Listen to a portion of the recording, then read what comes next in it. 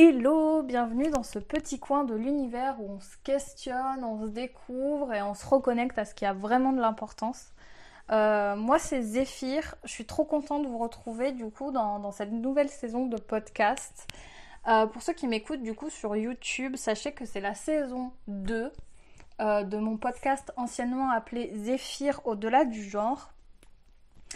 Je vous mets le lien de la saison 1 en barre d'infos, mais c'est vraiment pas obligatoire d'aller l'écouter tout simplement parce qu'avec la saison 2, je prends un nouveau départ. J'aborde de nouveaux sujets comme la spiritualité, le développement personnel, toujours sous le prisme de mon vécu, et j'aborderai toujours plus ou moins les questions LGBT. Mais vraiment, ça sera plus, on va dire, la ligne principale, quoi. Pour ceux du coup qui m'écoutent sur Spotify, vous avez vu, j'ai un peu amélioré le podcast. Donc voilà, nouveau nom, nouveau visuel, nouvelle phrase d'accroche. Voilà, j'ai essayé de faire ça bien. Et ouais, et du coup, pour ce premier épisode, je vais revenir un peu sur les bases, où du coup, je vais vous parler de mon vécu. Sauf que, voilà, si vous me connaissez, vous savez que je parle beaucoup. Donc, l'épisode sera en 2 parties, voire en 3 parties, selon ce que j'ai à dire. Parce que vraiment, en fait, avec cette nouvelle saison, je vais vraiment beaucoup plus transmettre sur mes connaissances, sur voilà mon expérience de vie, sensibiliser sur plein de trucs et tout. Et j'ai vraiment trop de choses à vous dire, à vous apprendre. Donc voilà, il y a beaucoup de choses à dire. J'ai trop hâte. Moi, j'adore transmettre. Donc là, vous allez être servis. Petit disclaimer, vous allez voir, il y a des petits bugs de micro par moment, ça grésille un peu. Normalement, c'est que au début. Ça dure pas très longtemps. Donc ça gêne pas l'écoute normalement. Mais voilà, je vous préviens quand même. Je suis désolée, il faudrait que je m'achète un nouveau micro. Mais voilà, en attendant, je fais avec ce que j'ai. Voilà, je vous souhaite une bonne écoute. Et puis, on va commencer l'épisode. Aujourd'hui, je vais vous raconter mon histoire personnelle. Je vais vous expliquer un petit peu d'où je viens et comment je me suis construite en fait ces dernières années. Et comment en fait j'ai trouvé ma voie tout simplement, comment je me suis trouvée moi-même déjà. Et ouais, comment j'ai trouvé un certain épanouissement personnel quand en fait, adolescent, même jeune adulte, j'étais complètement dans le noir. J'étais dans une période très sombre. Je savais pas qui j'étais. J'avais aucune confiance en moi, aucune estime de moi. Je comprenais pas ce que je faisais sur cette terre. Je me sentais étranger à tout, aux gens, à la vie elle-même. Je me sentais pas vivant, je me sentais pas mort non plus. Vraiment, il y avait 3 questions qui étaient toujours dans ma tête quand j'étais ado. C'était euh, comment on est heureux, qu'est-ce que ça fait de vivre et qu'est-ce que ça fait de respirer. Euh, J'écrivais beaucoup et c'est toujours plus ou moins le cas, beaucoup moins aujourd'hui. Mais j'ai toujours eu ce besoin en fait de mettre dans la matière mes émotions, mes pensées, pour y voir plus clair, pour extérioriser. C'était comme ça que je vivais mes émotions en fait. Euh, Parce que j'étais un ado très renfermé, qui parlait pas beaucoup, qui montrait pas beaucoup, qui s'exprimait pas.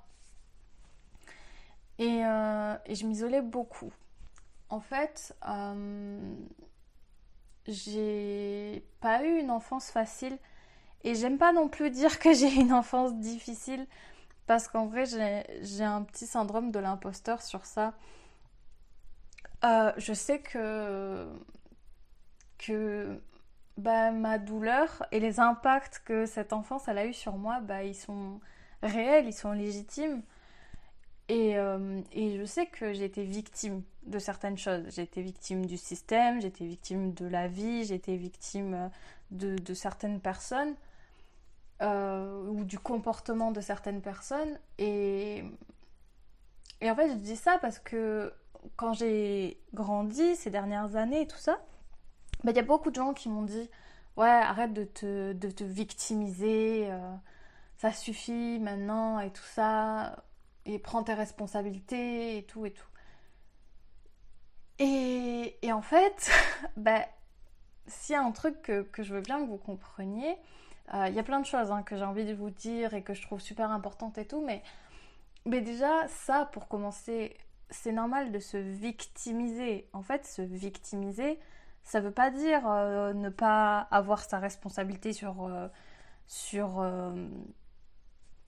on va dire, sur son bonheur, même si là encore, je vais y revenir, mais se victimiser, c'est juste dire, ok, j'ai été victime. Et oui, et c'est légitime, tu vois. Peu importe si la personne, elle a pas fait exprès, peu importe si c'était pas son intention, peu importe si, entre guillemets, c'est la faute à pas de chance et c'est la faute à personne, t'as été victime. Et moi, j'ai été victime. Comme je disais, j'ai été victime de la vie, du système, de plein de choses. Et forcément, bah, ça a beaucoup joué dans ma construction de moi-même. Ça a beaucoup joué dans bah, mon épanouissement personnel, dans ma vie, comment elle s'est faite. Et, et je sais qu'il y a pire. Il y a eu bien pire. Je suis sûre que des gens ont vécu bien pire que moi. Et, et ça ne veut pas dire que du coup on n'est pas légitime. Il y aura toujours pire, il y aura toujours mieux et il y aura toujours pire de toute façon. Et ça ne veut pas dire que les impacts que les choses ont eu sur toi, ben, ils sont pas présents, ils sont pas visibles. Si. Et moi, en fait, j'étais un ado très renfermé parce que je me suis vite rendu compte en fait que être moi-même, c'était un danger. J'ai tout le temps été, enfin, j'ai toujours été à part d'une certaine manière, ou en tout cas je me suis tout le temps sentie à part. Euh,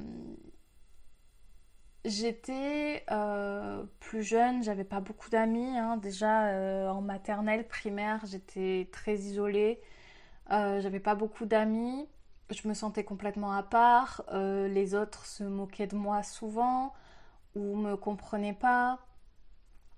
Je rentrais pas dans les standards de beauté. Et puis j'étais très timide. J'avais très peur des moqueries, en fait, du jugement. Et, euh, et en fait, ça n'a fait qu'empirer avec le temps parce qu'en fait, je me suis vite rendu compte que ma façon de penser, ma façon d'agir, ma façon d'être, ben, ça pouvait m'apporter ou de l'humiliation, ou du rejet, ou une incompréhension totale de la part des autres. Euh, Pendant très très longtemps, je me suis sentie comme un extraterrestre sur cette terre qui avait été abandonné par les siens et qui n'avait rien à faire là. J'avais l'impression d'être une erreur, de ne pas être à ma place, de ne pas avoir été programmée comme les autres en fait. Les autres ne me comprenaient pas, moi je les comprenais pas. J'essayais de rentrer entre guillemets dans le moule, mais j'y arrivais pas. Et c'était vraiment dur. Et en même temps, voilà. En fait, j'avais l'impression de ne pas être sur le même plan que les autres. J'avais l'impression de ne pas vivre dans le même monde que les autres. Et j'avais cette sensation d'être à la fois là et à la fois pas là. Je me sentais transparent parce que d'un côté, en fait, j'avais pas envie que les autres me voient. Et d'un autre, j'avais l'impression que de toute façon, les gens ne me voyaient pas. Et, euh, et j'avais cette sensation de ne pas être totalement vivant. même en fait de pas être vivant du tout. Euh, et à la fois, en fait, j'avais très très envie de vivre, en fait. J'avais envie de savoir qu'est-ce que ça faisait d'être vivant. J'avais envie de sentir des trucs, autre chose que la douleur, que la peur, que la colère, que la tristesse. J'avais envie de ressentir des trucs. Euh, et en même temps, j'avais très très peur de vivre. Et pendant très très longtemps, j'ai eu peur de vivre. J'avais peur de sortir de ma zone de confort, j'avais peur de me montrer, j'avais peur d'être qui j'étais et de montrer aux autres qui j'étais. Pendant très très longtemps, j'ai eu ce truc de people pleaser où tous les choix que je faisais en fait, c'était en fonction des autres. Je m'adaptais énormément à la personne qui avait en face de moi. Et en même temps, c'était pas facile parce que j'avais l'impression que peu importe ce que je faisais, ça n'allait pas.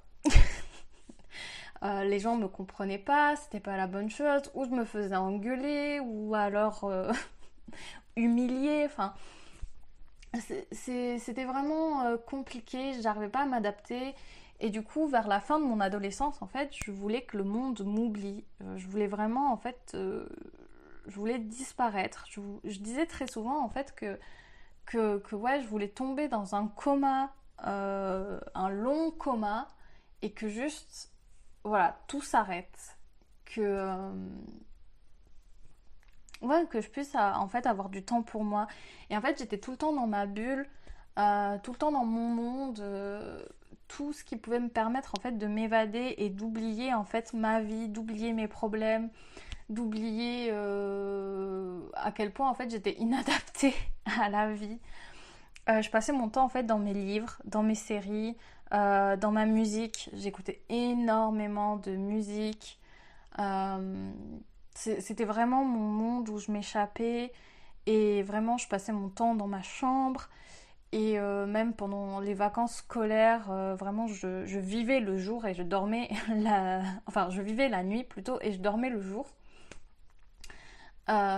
J'étais complètement en décalé, mais c'est parce que voilà, je voulais fuir le monde, je voulais pas qu'on me voie, je voulais qu'on me laisse tranquille et vraiment en fait j'avais besoin d'une pause en fait. C'était trop.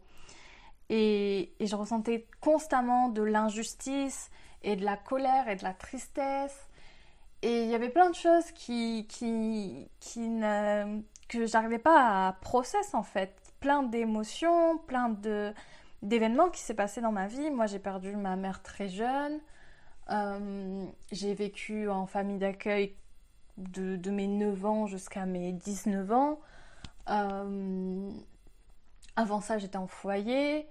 Euh, j'ai jamais eu de chez moi vraiment quand j'étais plus jeune. J'avais des relations un peu difficiles avec mon père. Je l'aimais énormément, mais mon père était... euh, il avait ses propres problèmes, quoi, on va dire, et c'était pas facile, entre guillemets. Et j'ai renié beaucoup, beaucoup, beaucoup de mes émotions, de justement de ce truc de j'avais pas fait le deuil des événements qui avaient pu se passer, j'acceptais pas ma colère, j'acceptais pas tout ça, ma tristesse, enfin c'était compliqué. Je ressentais tout ça et en même temps je voulais pas le ressentir et du coup bah en fait je passais mon temps à dissocier tout simplement, à faire ouais à être sur mon portable, dans les livres, sur les séries, etc. Comme je disais, la musique, dans mon monde à moi, je voulais oublier qui j'étais, je voulais oublier voilà, j'écrivais beaucoup aussi des histoires, je m'inventais beaucoup de mondes euh, intérieurs, des scénarios, etc. Je vivais en fait constamment dans ma tête parce que c'était plus facile pour moi à ce moment-là. Et vraiment, ouais, j'étais perdue. Je savais pas qui j'étais, je savais pas ce que je voulais. Moi, j'étais persuadée que je mourrais jeune, de toute façon. Euh, et, euh, et ouais, j'étais, comme je disais, très isolée, très... Qu'est-ce que je fous là? Que je comprenais pas. En fait, j'avais l'impression que c'était un peu une mauvaise blague de l'univers, tu vois. Où je me disais, mais en fait, j'ai rien à faire là. Je suis juste une erreur. Et c'est des paroles très très dures, hein. Aujourd'hui, je me rends compte à quel point j'étais dure avec moi-même et à quel point ouais, c'est violent en fait, c'est des pensées très violentes. Quand tu te dis, bah ouais, moi je suis une erreur, j'ai rien à faire là et il n'y a rien pour moi. Et moi j'étais persuadée que je n'étais pas fait pour être heureux, que je n'étais pas fait pour vivre. Et, et ouais, c'est vraiment triste et j'y pense, j'ai envie de pleurer. Parce que je me dis, c'était tellement violent. Et vraiment, si vous êtes dans cette situation-là, si vous vous reconnaissez dans ce que je dis, déjà d'une, c'est légitime.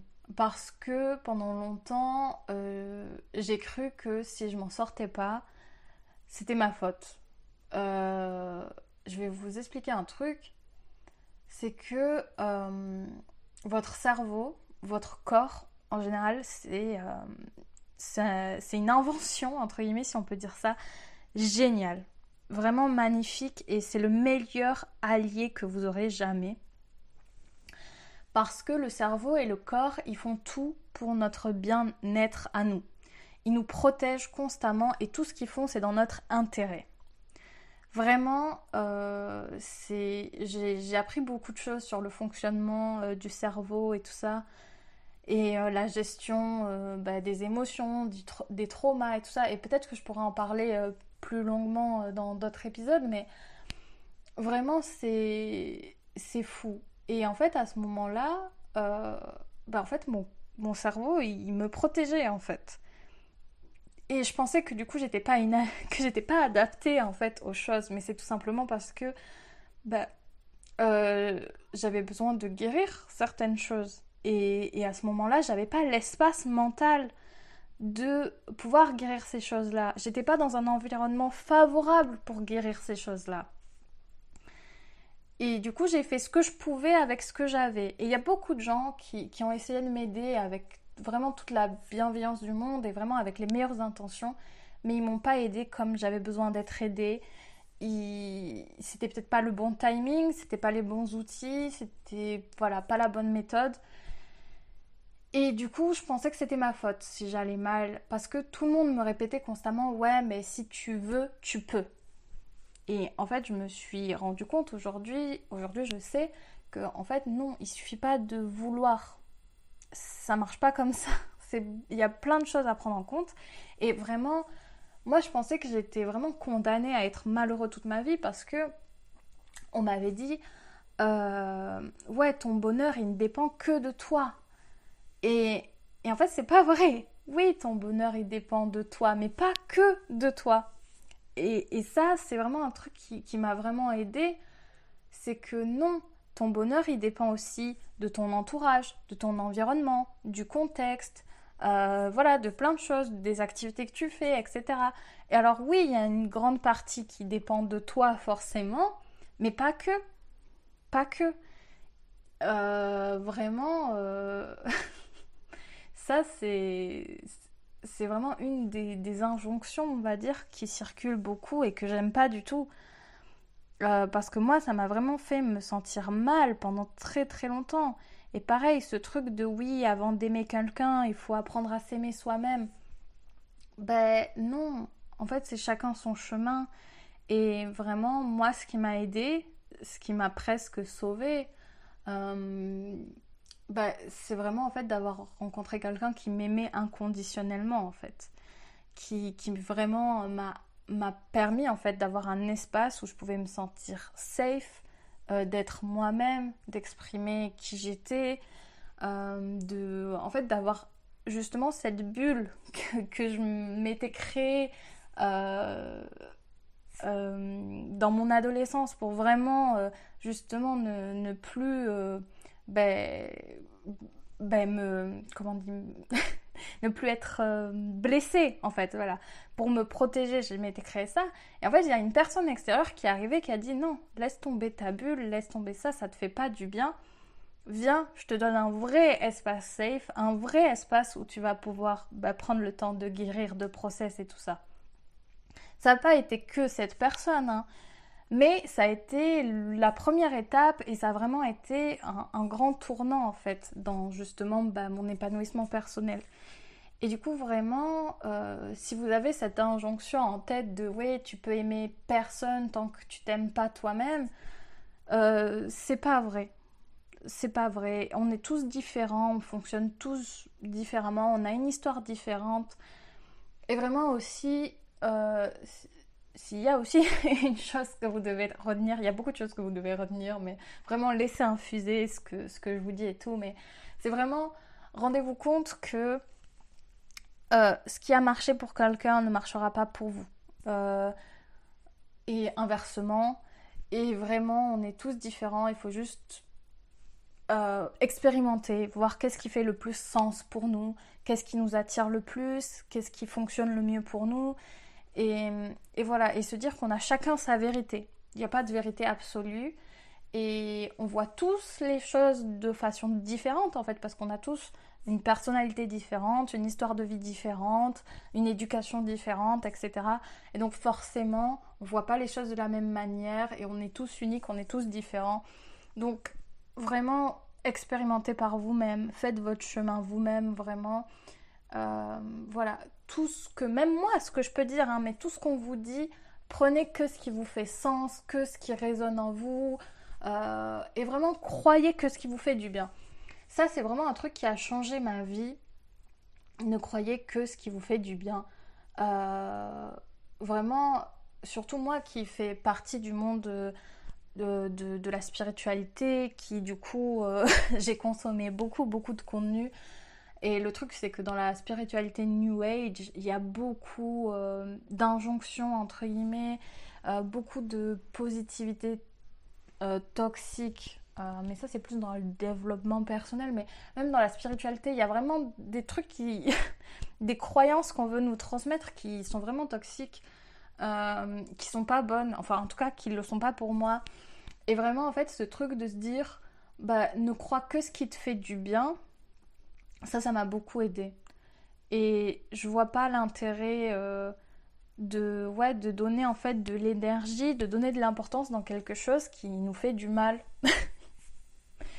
Voilà, moi je suis persuadée qu'on est créateur de sa propre vie et que de toute façon on a chacun sa vérité. Tu pourras pas le vérifier dans tous les cas, donc autant croire ce qui toi te fait du bien, tu vois ce que je veux dire? Donc voilà, c'était la petite aparté.